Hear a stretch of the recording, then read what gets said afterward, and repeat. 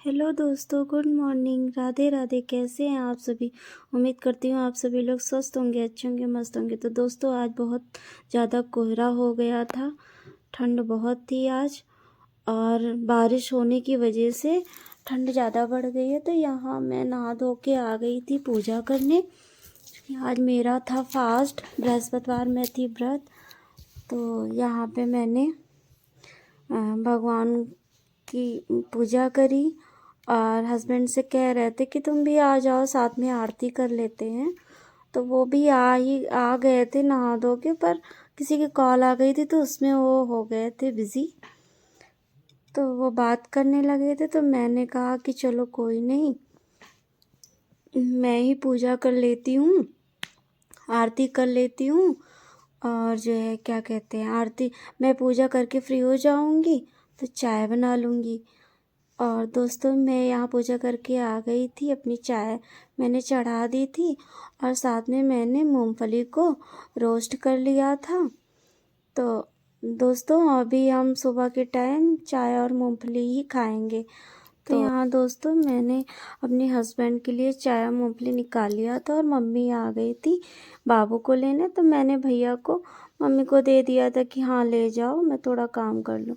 फिर मैं यहाँ अपने लिए मूंगफली और चाय निकाल ली थी, और साथ में कुकर में आलू को चढ़ा दिया था, क्योंकि मैं आलू फ्राई खाऊंगी, इसलिए मैंने चढ़ा दिया था। और मैं यहाँ आके फिर अपना चाय वाय पीने लगी।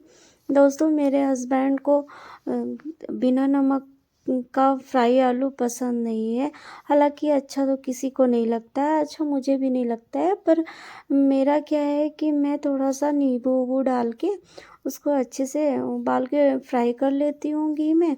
फिर नींबू वूबू डाल के थोड़ा सा जो है क्या कहते हैं, मिर्च विर्च डाल के, मिर्च, और इसके बाद मैं चाय के साथ में खा लेती हूँ। पर यही मेरे हस्बैंड नहीं खाते, वो बोलते यार मेरा मत बनाना, मैं नहीं खाऊंगी। तो मैं चाय पी के आ गई थी फिर किचन में। मैंने सोचा थोड़ी सी गाजर रखी हुई थी, तो क्यों ना मैं उस गाजर का हलवा बना दूँ, क्योंकि आखिर में उनको वो आलू खाएंगे नहीं, तो मैंने सोचा हलवा ही बना देती हूँ। तो मैंने गाजर को निकाल लिया था, और मैंने उसको छील लिया था, क्योंकि गाजर गंदी होती है तो थोड़ा सा छीलना रहता है। तो मैंने छील उल के इसके बाद उसको धो लिया था अच्छे से। दोस्तों, मैं उसको कद्दूकस नहीं करी थी, क्योंकि ठंड में यार कद्दूकस करना, पता है उंगलियां बिल्कुल एकदम अजीब, बहुत दर्द होने लगता है, मुड़ती नहीं है ना, ठंड बहुत थी। तो मैंने कहा था कि मैं कद्दूकस करके नहीं बनाऊंगी, मैं उसको ऐसे ही छील के फिर पीसेस में काट लूँगी, और इसके बाद मैं उसको कुकर में रख दूँगी, और थोड़ा सा पानी डाल के, तो वो उसमें सीटियाँ आ जाएंगी, और वो हो जाएगा आराम से।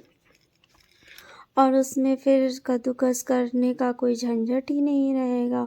और दोस्तों, सच बताऊं तो मुझे कद्दूकस करना बिल्कुल भी अच्छा नहीं लगता है, उसमें बहुत टाइम भी जाता है। तो मैंने उसको अपना कुकर में चढ़ा दिया। तो यहाँ भैया आ गया था, तो मैं उसको खाना, सोचा कि खाना खिला दूँ, भूखा था। 12 बजे उसका टाइम होता है कि उसको खाना खाना ही है, तो मैंने उसका टाइम टेबल फिक्स रखा है। तो मैं यहाँ आ गई थी भैया को खाना खिलाने।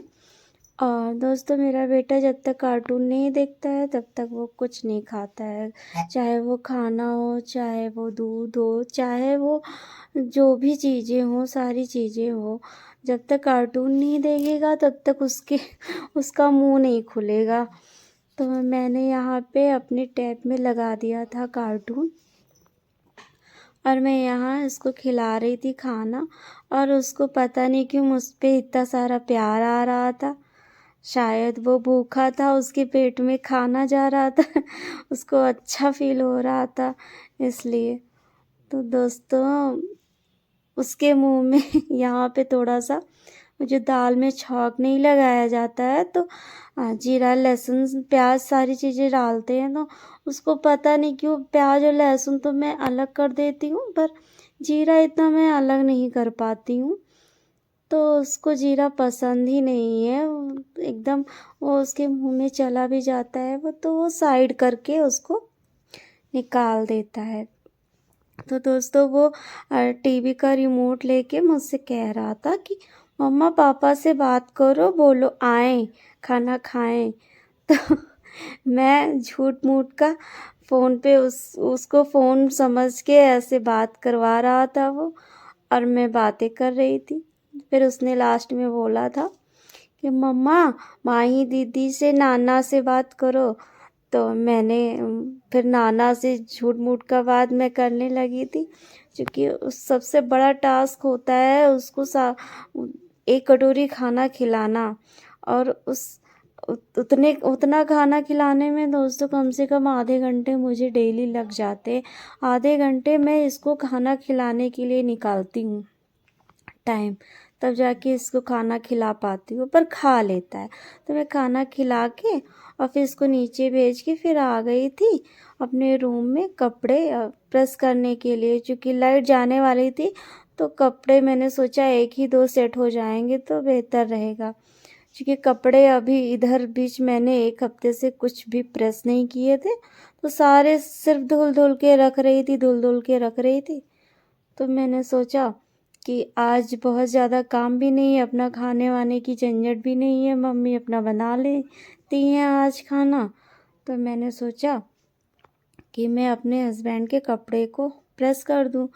हालांकि वो बोलते हैं मुझसे कि बाहर प्रेस करवा लूं, रहने दो तुम मत किया करो, लेकिन यार मैं सोचती हूँ कितना टाइम लगता है प्रेस करने में।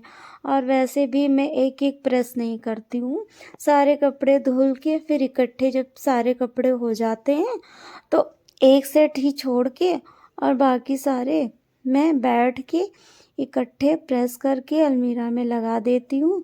जो मैं कम से कम एक हफ्ते आराम से, एक हफ्ते का स्टॉक हो जाता है, एक हफ्ते आराम से ये पहना करते। तो मैं यहाँ प्रेस वेस करके और फिर इसके बाद आ गई थी अपनी गाजर को देखने। तो गाजर मेरी हो गई थी और मैं यहाँ पे बना दी थी हलवा। और यहाँ मैंने दूध वाला हलवा नहीं बनाया है, मैंने इसमें ड्राई फ्रूट्स डाल दिए हैं, थोड़ा सा बटर डाल दिया, यही। तो हलवा बनाने के बाद मैंने बेटू को नहला दिया था, अब हो गया उसके सोने का टाइम। तो दोस्तों मिलते हैं नेक्स्ट वीडियो में, तब तक के लिए आप लोग मेरा चैनल सब्सक्राइब करिए, लाइक करिए, कमेंट करिए। Bye bye.